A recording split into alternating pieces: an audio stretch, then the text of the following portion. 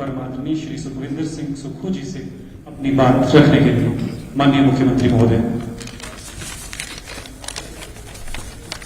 माननीय उप मुख्यमंत्री महोदय मुकेश अग्निहोत्री जी, सम्मानित मंत्रीगण, सम्मानित चीफ सेक्रेटरी साहब, अधिकारी वर्ग, हमारे सूचना एवं प्रसारण के सीपीएस संजय अवस्थी जी, सभी सम्मानित पत्रकार बंधु, आप सबको लोहड़ी की बहुत बहुत शुभकामनाएं।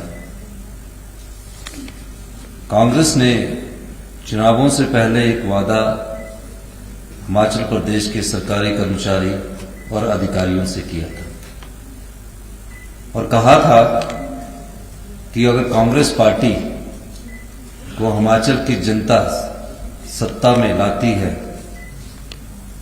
तो हम अपने सरकारी कर्मचारी और जो सरकारी अधिकारी हैं जिन्होंने हिमाचल प्रदेश में विकास की गाथा लिखी है उनको हम ओल्ड पेंशन स्कीम के तहत लाएंगे।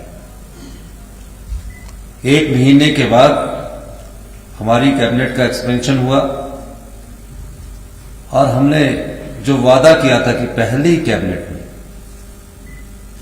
आज हमारी पहली कैबिनेट हुई जिसमें मंत्रिमंडल ने यह फैसला किया कि जितने भी सरकारी कर्मचारी और अधिकारी हैं जिन्होंने प्रदेश में विकास की नई सीमाएं लिखी हैं, नए आयाम स्थापित किए हैं, उन सबको तकरीबन 1,36,000 के करीब ये सरकारी कर्मचारी हैं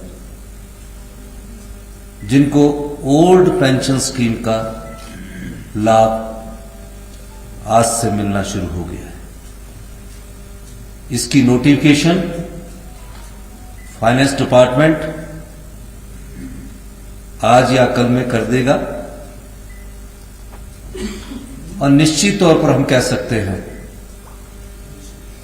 कि जितने भी हमारे 1,36,000 कर्मचारी, चाहे वो बोर्ड्स के हैं, चाहे वो निगमों के हैं या कारपोरेशंस के हैं, जो भी पेंशन्स के तहत आते होंगे उनको ओल्ड पेंशन स्कीम के तहत लाया गया है।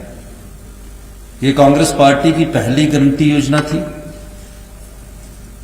जिसमें श्रीमती प्रियंका गांधी जी ने सोलन में उस समय सरकारी कर्मचारी जो शिक्षक वर्ग के कर्मचारी थे डीसी ऑफिस के पास बैठे थे, मैं और मुख्यमंत्री महोदय मुकेश अग्निहोत्री जी उनके साथ गए। वहां हमारी नेता श्रीमती प्रियंका गांधी जी ने भी कहा था कि पहली कैबिनेट जब होगी हम ओल्ड पेंशन स्कीम को लागू करेंगे।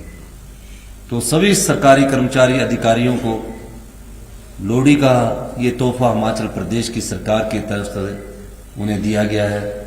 1,36,000 जो कर्मचारी है आज लोहड़ी खूब धूमधाम से मनाएंगे। ये हमारा न्याय संगत फैसला है। इस फैसले में अड़चनें काफी आई, लेकिन हमने फैसला किया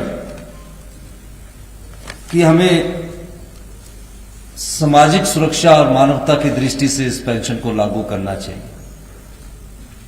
फैसला करते हुए काफी चुनौतियां आई और काफी वित्तीय बोझ का इस पर असर पड़ेगा। लेकिन जब हमने आंकलन किया कि पिछली सरकार ने हमें हमारी झोली में क्या डाला है, आकलन करने के बाद पता लगा कि जो सरकारी कर्मचारी अभी सरकार में काम कर रहे हैं और जो सरकारी कर्मचारी रिटायर हो चुके हैं उसका पिछली सरकार ने 9,000 करोड़ रुपए का एरियर है जो आज तक नहीं दिया।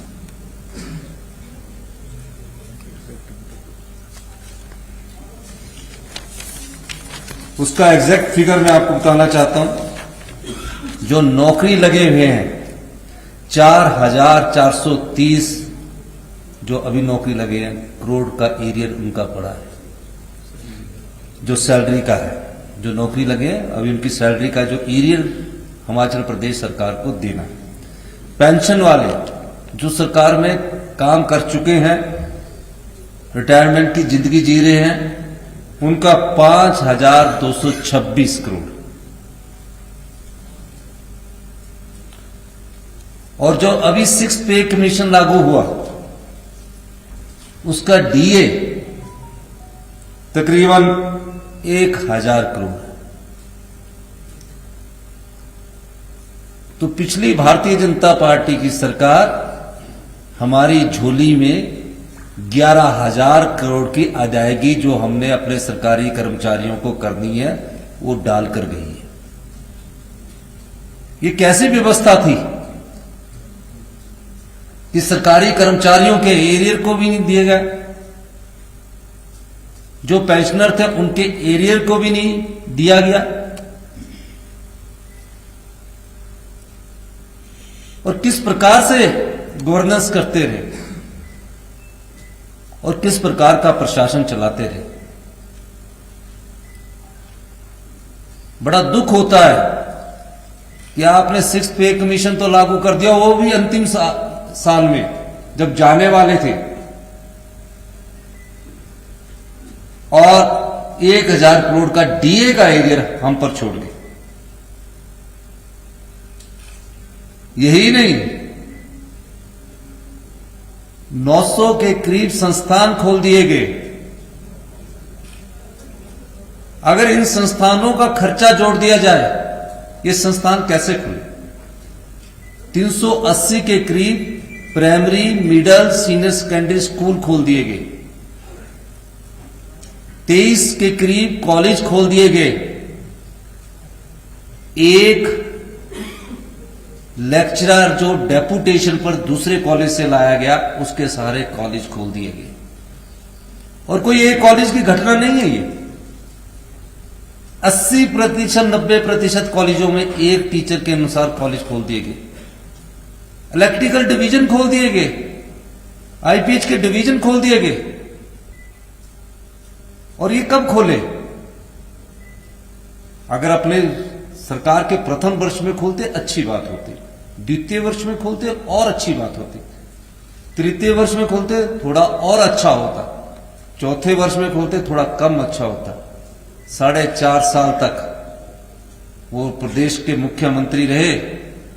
6 महीने में ऐसी देवीय शक्ति आ गई जिसे चुनावी देवीय शक्ति कहते हैं। उसका उन्होंने सोचा कि चुनाव के माध्यम से 900 संस्थान खोलकर मैं इसका फायदा उठाऊंगा।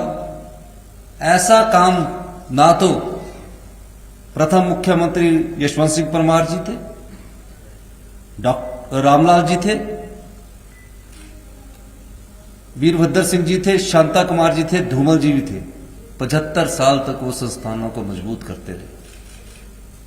लेकिन यहां 4.5 साल तक तो जयराम जी भी संस्थानों को मजबूत करते रहे। 6 महीने में ऐसी देवीय शक्ति आई कि 900 संस्थान खोल दिए गए। अगर हम उसका खर्चा निकालें, अगर हम ये सोचें कि हम ये सारे संस्थान चलाने हैं, तो ये 5,000 करोड़ की लायबिलिटी और जोड़ दीजिए, 16,000 करोड़ रुपया इस पर खर्चा आता है।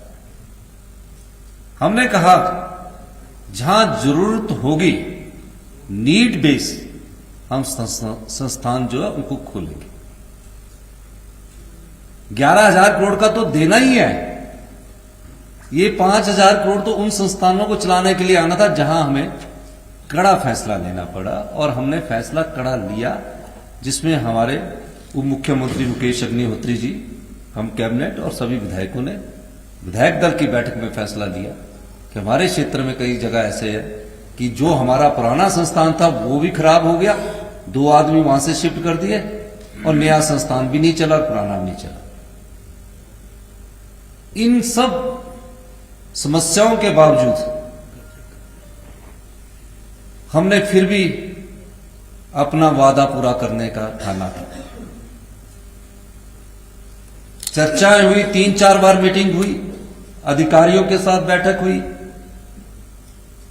सबसे बातचीत करने के बाद